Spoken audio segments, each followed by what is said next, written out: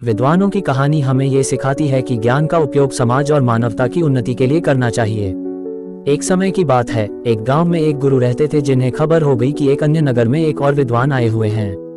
वे अद्भुत ज्ञान के मालिक थे और आगे बढ़ने के लिए सबकी सहायता कर सकते थे। ये खबर सभी को बहुत पसंद आई और सभी लोग उस नगर में उनसे मिलने के लिए जूझने लगे।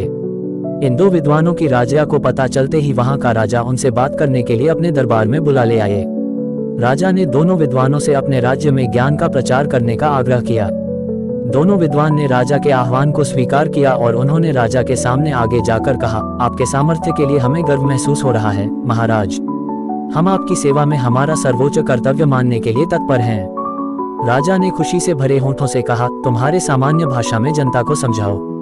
पहले विद्वान मुस्कुराते हुए बोले, अच्छा महाराज, हम आपके राज्य के राजा और प्रजा के बीच बातचीत को सुगम बना सकते हैं। राजा ने आश्चर्यचकित होते हुए कहा, मुझे बिल्कुल आश्चर्य हो रहा है कि तुम कैसे कर सकते हो। ये तो मेरे लिए। दूसरे विद्वान ने मुस्कुराते हुए कहा, महाराज, हम आपके राज्य के लोगों को सामग्री के बिना खाने का ज्ञान दे सकते हैं। राजा ने बहुत ही आश्चर्यचकितता से कहा, मैं ये सचमुच मानने में सक्षम नहीं हूँ। कृपया मुझे बताओ, तुम इस बात को कैसे संभव कर सकते हो। पहले विद्वान ने कहा, महाराज, हम विज्ञान का उपयोग करके एक ऐसा उपकरण बना सकते हैं जिससे हम राजा की मर्यादा के साथ बातचीत कर सकते हैं। यह उपकरण हमारे बहुत सारे प्रयोगों को सुलभ बना सकता है और आपके ग्रामीणों के बीच सामर्थ्य का निर्माण कर सकता है।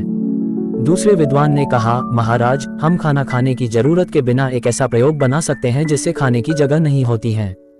यह उपकरण आपके लोगों के लिए आरामदायक और स्वास्थ्यप्रद होगा। ये सब सुनकर राजा बहुत प्रभावित हो गए और उन्होंने दोनों विद्वानों का स्वागत किया और अपने राज्य में इन उपकरणों का प्रचार कार्य करने के लिए उन्हें सौभाग्य दिया।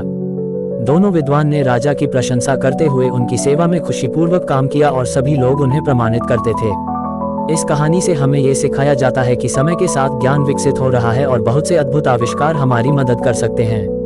दो विद्वानों के उदारता, समर्पण और सेवाभाव की मिसाल हमें ये बताती है कि हमें हमारे ज्ञान और कौशल को समाज की सेवा में लगाना चाहिए।